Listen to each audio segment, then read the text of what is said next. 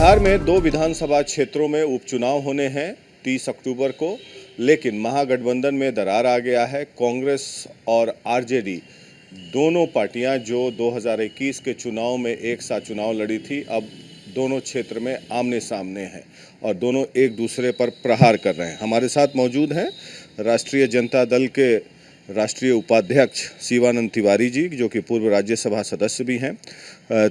शिवानंद जी, Congress party चाहती थी कि चुनाव लड़े, राष्ट्रीय जनता दल ने दोनों क्षेत्रों से चुनाव दिया। क्या आपको लगता है कि कांग्रेस पार्टी का मास बेस नहीं है, इसीलिए राष्ट्रीय जनता दल स्ट्राइक रेट को सुधारने के लिए कैंडिडेट दिया? नहीं, देखिए, ये बात नहीं है। 2 क्षेत्र में तो एक क्षेत्र पर हम पिछले बार भी लड़े थे, अलायंस के तहत लड़े थे। एक क्षेत्र पर कांग्रेस पार्टी जो है लड़ी थी, लेकिन हम लोगों को जो फीडबैक मिला, उस फीडबैक के आधार पर हमारे तेजस्वी ने भक्तचरण दास, जो कांग्रेस के प्रभारी हैं, उनको पहले ही बता दिया था कि हम लोग देखिए दोनों सीट पर लड़ना चाहते हैं।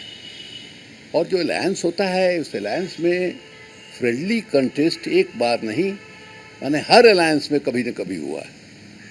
तो हुआ कि इसको फ्रेंडली कंटेस्ट माना जाए और माने टूट वाली बात नहीं हो। ये हम लोगों ने कहा भी कि टूट नहीं हुआ है, फ्रेंडली कंटेस्ट है। हमको थोड़ी तकलीफ हुई जब हमने देखा कि कांग्रेस की तरफ से जवाब आया कि फ्रेंडली कंटेस्ट क्या होता है, युद्ध के मैदान में दुश्मन दुश्मन होता है। तो ये दुश्मन वाली भाषा जो है अच्छी नहीं लगी उनको। माने जिन लोगों ने इस्तेमाल किया, सीनियर लोग हैं, राजनीति की समझ होनी चाहिए कि दुश्मन आप कैसे, हम लोग लगातार आपके ला ही रहे हैं। मतलब जो सवाल जब भी आया कि साहब राहुल गांधी को लेकर के सवाल आया, उस पर भी हम लोग का सकारात्मक स्टैंड रहा है। तो हमको दुश्मन क्यों मानते हैं भाई? ऐसे ही धीरे धीरे कांग्रेस की स्थिति जो है देश में माने बिगड़ी है या बिगड़ रही है। कांग्रेस से इधर उधर से खबर आती है कि फलाना नेता जो है कांग्रेस से बाहर चला गया, फलाना नेता जो है कांग्रेस से बाहर चला गया। उसमें जो एक ट्रस्टेड एलाई है आपका, जिस समय सोनिया गांधी को विदेशी कह के हमला किया जा रहा था, उस समय लालू यादव ने कहा था कि सोनिया गांधी देश की बहू है।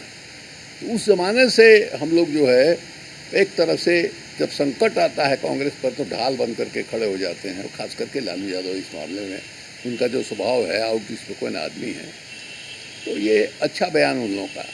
क्या लगता है क्यों कांग्रेस पार्टी से लोग छोड़ के चले जा रहे हैं? क्या उनका आधार वोट खत्म हो रहा है या राहुल गांधी के नेतृत्व में उनको विश्वास नहीं है, इसलिए कांग्रेस लगातार कमजोर हो रही है, जो जिसका परिणाम यह है कि 54 सीट या 52 सीट पर आ गए? देखे ना, अब ये तो तय करना है कांग्रेस को क्यों हो रहा है, लेकिन ये तो दिखाई दे रहा है कि हो रहा है। अब ये डायग्नोसिस करना कि क्यों हो रहा है, ये कांग्रेस की जवाबदेही है। अब मान लीजिए गठबंधन में भी जो लोग हैं, शरद पवार जैसे आदमी हैं, सीनियर आदमी हैं, एक ज़माने में कांग्रेसी थे, वो भी विदेशी मूल के ही सवाल पर पार्टी से अलग हुए थे, लेकिन अभी भी अलायंस में हैं, महाराष्ट्र में सरकार चला रहे हैं। अब उन्होंने कहा कांग्रेस जो है क्या वो पुराने ज़माने की हवेली और क्या क्या उन्होंने उदाहरण दे करके कहा। तो ये कांग्रेस को खुद ही सोचने की ज़रूरत है। अब देखिए, अथॉरिटी डेमोक्रेसी में उसी नेता की या उसी संगठन का चलता है जो जीताने और हराने की क्षमता रखता है चुनाव में। ये क्षमता जब कमज़ोर हो जाती है तो अथॉरिटी भी वीक हो जाती है। राहुल गांधी के पास वो क्षमता नहीं है। अब ये हम किसी का नाम नहीं लेना चाहते हैं, हमने जनरल कहा कि ये स्थिति है। कल हमारी अथॉरिटी कम हो जाए तो हमारा भी माने महत्व जो है कम हो जाए। इसकी अथॉरिटी अभी कमजोर है। हम किसी का आपने एक सवाल किया, उसके जवाब में हमने यही कहा कि अथॉरिटी का इरोजन जो है कब होता है, किस हालत में होता है, वो है उसी। अब अभी देखिए गुजरात में उदाहरण है, चीफ मिनिस्टर को ही नहीं पूरे कैबिनेट को बदल दिया, कोई विधायक दल की मीटिंग नहीं हुई, राय सलाह नहीं लिया गया, किसी ने आवाज़ नहीं उठाई। क्यों? वही कारण है। लगता है शिवानंद जी, आप लंबे अरसे से राजनीति में हैं, आपकी तीसरी पीढ़ी राजनीति में है। आपके पिताजी बड़े नेता थे, आप खुद बड़े नेता हैं, आपके बेटे भी अब विधायक हैं दूसरे बार। तो आपको क्या लगता है कांग्रेस पार्टी को क्षेत्रीय दलों को तवज्जो देना चाहिए, तभी एक जो ये यूनाइटेड प्रोग्रेसिव अलायंस है उसका स्वरूप बड़ा होगा देश में और बीजेपी को चुनौती दे सकेंगे? जैसे आप राष्ट्रीय जनता दल हुए, शरद पवार हुए, चाहे और भी अन्य क्षेत्रीय दल हैं। बिल्कुल बिल्कुल, ये तो समझना होगा कांग्रेस को ना, जैसे हम लोग इस बात को अच्छी तरह समझ रहे हैं कि देश में कई इलाके में कांग्रेस का छाप है, राष्ट्रीय पार्टी वाला छाप कांग्रेस पार्टी के पास है। वोट का प्रतिशत देखिए तो कई राज्य हैं जहां उसको 30% 35% वोट आ रहा है। इस बात को हम कैसे इग्नोर कर सकते हैं भाई? इसलिए हम लोग तो चाहेंगे कांग्रेस मजबूत हो। 200 सीट लोकसभा का ऐसा है जहां कांग्रेस भाजपा सीधे लड़ाई में, तो वहाँ आप लड़िए, वहाँ आप हम लोगों से जो भी सहयोग मांगिएगा हम लोग सहयोग देने के लिए तैयार हैं। लेकिन बिहार में आपका, माफ़ कीजिएगा, बहुत ही कमज़ोर हालत है, कोई आपका आधार वोट नहीं है। आपने मैंने मंडल कमीशन जिस समय लगा, बीपी सिंह ने पेश किया था, उस समय Rajiv Gandhi leader of opposition थे, उन्होंने विरोध किया और पूरे हिंदी पट्टी में आप साफ हो गए।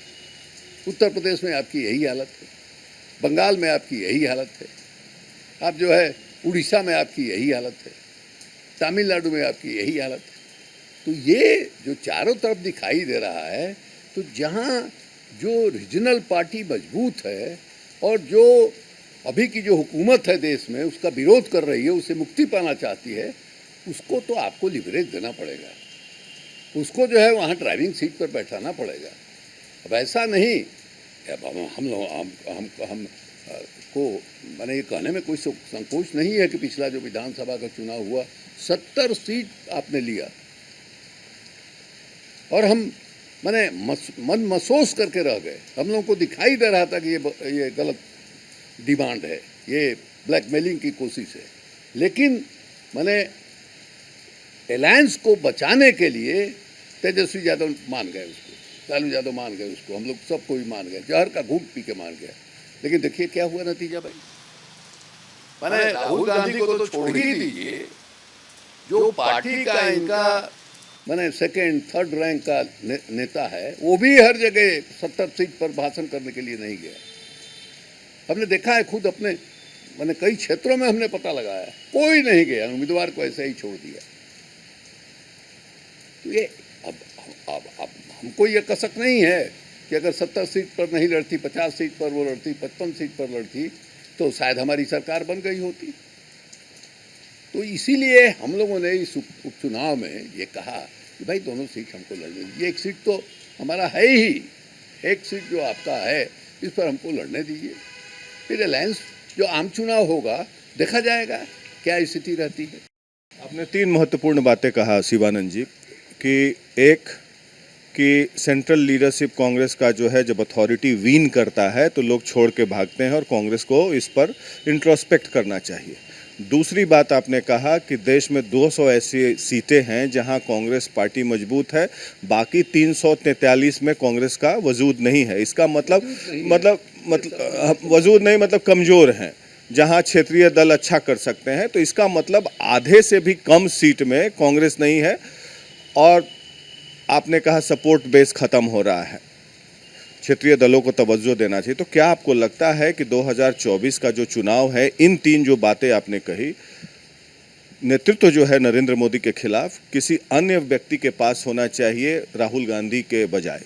ये इस पर हम कोई ओपिनियन नहीं देना चाहेंगे। ये कांग्रेस पार्टी पर निर्भर करता है, कांग्रेस पार्टी पर निर्भर करता है और लोगों के अंदर जो एंटी भाजपा है, क्षेत्रीय दल हों या और लोग हों, सबके मन में एक बेचैनी है, कुलबुलाहट है कि भाई 2024 में इसको रोकने का मैंने ईमानदार प्रयास होना चाहिए। सब लोग ये चाह रहे हैं और उनको जब ये लगता है कि नहीं साहब कांग्रेस को लेकर कुछ झंझट है, कई लोग बोल देते हैं, जैसे आपको हमने शरद पवार के बारे में बोला।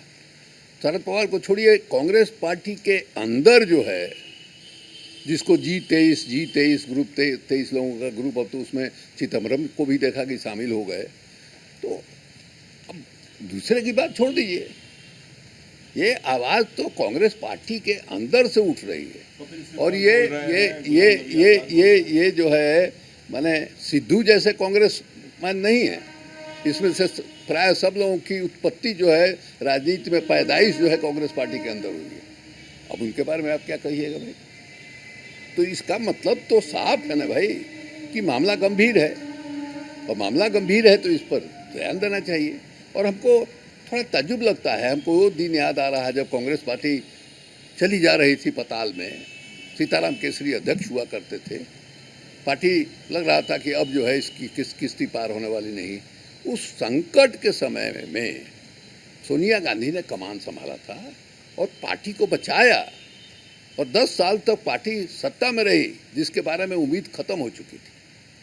तो सोनिया जी आज हैं, अब पता नहीं क्या स्वास्थ्य की उनकी कैसी स्थिति है, वो देख रही हैं कि हाँ साहब क्या संकट है, और इसी तरह के संकट का सामना उन्होंने किया था। तो आज जो संकट है इसका सामना कैसे किया जा सकता है वो तो सबको देख रही है, नज़दीक से देख रही हैं। आपको क्या लगता है सोनिया जी एक बेटर ऑर्गेनाइजेशन लीडर हैं राहुल गांधी और प्रियंका गांधी के कंपैरिजन में? देखिए, ऑर्गेनाइजेशन का हम नहीं कह रहे हैं आपको, माने उन्होंने तो अपने आप को साबित किया है। तो क्या, मेरा सीधा सवाल ये है शिवानंद जी, मतलब इसको घुमाएंगे नहीं, क्या क्षेत्रीय दलों को तवज्जो देकर 200 सीट पर कांग्रेस मजबूत है, 343 पर क्षेत्रीय दल मौजूद हैं, आप लोग सब एक साथ हैं, तो क्या नेतृत्व किसी और के हाथ में होना चाहिए जो मजबूत आदमी हो, कोई भी क्षेत्र का हो सकता है, कांग्रेस पार्टी को क्या लीड करने से सेकंड फिडल का रोल प्ले करना चाहिए? इस पर हम कोई ओपिनियन नहीं देंगे, ये कांग्रेस पार्टी को तय करना है। क्या तय करना चाहिए? अब क्या तय करना चाहिए वो देखें। हम तो यहाँ क्षेत्रीय पार्टी हैं, पटना में रहते हैं, पूरा देश मेरी नज़र के सामने नहीं है, इसलिए ये माने मेरे ये के बाहर, सीमा के बाहर होगा कि हम बताएं कि क्या करना चाहिए। है आप एक से एक आइडियोलॉग लोग बढ़े हुए हैं राजनीति में, कांग्रेस पार्टी के अंदर ही बढ़े हुए हैं। कांग्रेस पार्टी के अंदर से ही जो आवाज़ उठ रही है उसको तो कम से कम तवज्जो दिया जाए। बहुत बातें कह दी आपने। अब आते हैं ये राष्ट्रीय जनता दल में देखते हैं तेज प्रताप यादव अक्सर विवाद में रहते हैं। आपने कुछ अभी हाजीपुर में बयान दिया कि उन्होंने खुद को अपने आप को निष्कासित कर लिया है, इसका मतलब क्या है शिवानंद जी? इस सवाल का हम कोई जवाब नहीं देना चाहते हैं। हमको जो कहना था कह चुके हैं। बंदर का घाव जो है इस सवाल को नहीं बनाया जाए कि हमेशा कुरेदते रहिए और वो घाव जो है बड़ा हो जाए। तो जो हमको कहना था एक बार कह चुके हैं, उसके अलावा इस इशू पर हम कुछ भी नहीं कहना चाहते हैं। और ये आप अभी देखा गया कि कुछ लोग मीडिया में चल रहा था कि तेज प्रताप यादव को स्टार प्रचारक में नहीं शामिल किया गया, मीसा भारती आप भी नहीं हैं उसमें। हम भी नहीं है, जत्तानंद सिंह नहीं है, राबड़ी देवी नहीं है, तो उससे क्या फर्क पड़ता है? इन लोगों ने जिसको देखा, जिसकी उपयोगिता है, हमारी तो जान छूट गई। 78 बरस के आदमी हैं, कहाँ हम दौड़ते रहेंगे भाई? तो हमारे लिए तो बहुत अच्छा हुआ, कम से कम यहाँ बैठ करके आपके साथ बतिया रहे हैं, देश भर में मेरा चेहरा दिखाई देगा, मेरे लिए तो ये ठीक ही हुआ। तो इसलिए इसका कोई मतलब नहीं है, 20 आदमी को प्रचारक होना है। और पार्टी में तमाम है, कई तरह की चीज़ें होती है, फैक्टर होता है चुनाव में। तो लालू यादव तो बीमार चल रहे हैं, तो आपको लगता है कि तेजस्वी यादव सही मायने में उत्तराधिकारी बन गए हैं और उनमें वो पॉलिटिकल विजन और लीडरशिप को आगे ले जाना, पार्टी को आगे ले जाने की काबिलियत आप में दिख रही है? क्योंकि आप तो राजनीति को बहुत दिन से आप भी सीनियर जर्नलिस्ट हैं, आप भी लंबे समय से राजनीति को देख रहे हैं, और हमको ताज्जुब हुआ आपके इस सवाल पर। इसलिए ताज्जुब हुआ कि पिछला जो विधानसभा का चुनाव हुआ, महागठबंधन का नेतृत्व तो उस चुनाव में तेजस्वी ने ही किया, और उसने अपना वर्थ, अपना मेटल उस चुनाव में जिस ढंग से साबित किया, पूरे देश की नज़र उस पर गई। हर जगह भारतीय जनता पार्टी और नरेंद्र मोदी जैसे लोग जो है कम्युनल आधार पर समाज को बांट करके चुनाव लड़ते रहे, लेकिन तेजस्वी ने बेरोजगारी का जो एजेंडा सेट किया, उस एजेंडा को नौजवानों ने बिहार के और जनता ने ऐसा पकड़ा कि सब के सब लोगों को, नरेंद्र मोदी से लगाए नीतीश कुमार को, बेरोजगारी के ही सवाल पर बोलना पड़ा। और रिजल्ट जो है देखिए, तो एनडीए के वोट में और महागठबंधन के वोट में सिर्फ 12,000 का फर्क है। उस समय लालू यादव नहीं थे। अभी तो ये है कि लालू यादव एथी के बाहर हैं, तबीयत खराब है, वो अलग बात है। उस समय यह स्थिति एडवांटेज भी नहीं था। तो उसके बाद ये सवाल उठना कि साहब तेजस्वी में वो काबिलियत है कि नहीं, वो तो साबित हो चुका है। तेजस्वी, जैसे तेज प्रताप यादव ने अभी कहा कि कुछ लोग राष्ट्रीय अध्यक्ष बनने का सपना देख रहे हैं, तो क्या तेजस्वी को राष्ट्रीय अध्यक्ष बना देना चाहिए ताकि उनको परिवार के भीतर से कोई दखल अंदाजी ना हो, वो फ्री हैंड? ये आप लोगों के ऊपर तेज प्रताप का फोबिया क्यों है ऐसा? नहीं है, क्योंकि वो लालू जी के बेटे हैं। कोई मतलब नहीं है, बेटे हैं, विधायक कोई है, ठीक है, सब देखेगी पार्टी।